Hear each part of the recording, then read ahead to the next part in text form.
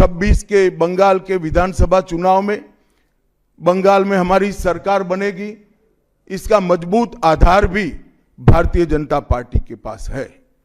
मैं आपको 2014 से 2024 तक के चुनाव के यात्रा के परिणामों को बताना चाहता हूं। 2014 के लोकसभा चुनाव में हमें 17% वोट मिले थे और 2 सीटें मिली। मेरी बात जरा सभी पत्रकार बंधु ध्यान से सुने। 2014 के चुनाव में हमें 17% वोट और 2 सीट मिले थे।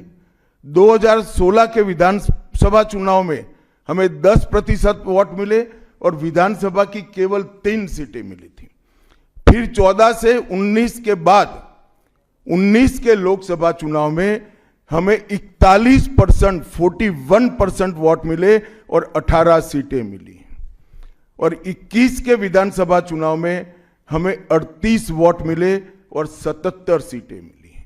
ये बहुत बड़ा अंतर है। जिस पार्टी को केवल 3 सीट मिले थे, वो पार्टी 5 साल के ही अंतराल में 77 सीट प्राप्त करी। और इसका नतीजा देखिए, कांग्रेस जिसकी एक प्रकार से स्थापना ही बंगाल से शुरू हुई, वो कांग्रेस पार्टी बिग जीरो पर पहुंच गई और 34 साल तक शासन करने वाला कम्युनिस्ट गठबंधन भी एक भी सीट प्राप्त नहीं कर पाया और हमने मुख्य विपक्ष का स्थान प्राप्त किया। आज शुभेंदु जी मेरे साथ यहां पर बैठे हैं, वो हमारे प्रतिपक्ष के नेता हैं।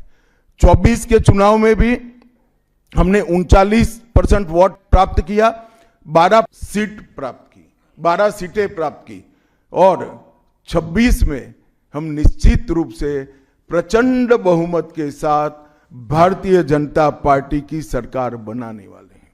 मित्रों, ये 24 से अब तक का समय भारतीय जनता पार्टी के लिए बहुत शुभांकर सिद्ध हुआ है।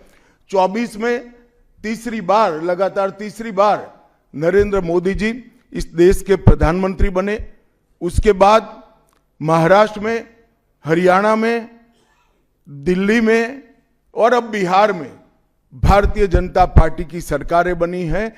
24 के चुनाव में उड़ीसा और आंध्र प्रदेश में भी पूर्ण बहुमत की भाजपा की और एनडीए की सरकार बनी है।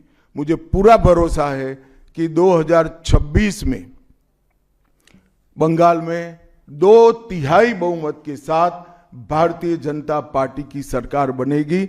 ये बंगाल की जनता तय कर बैठी है।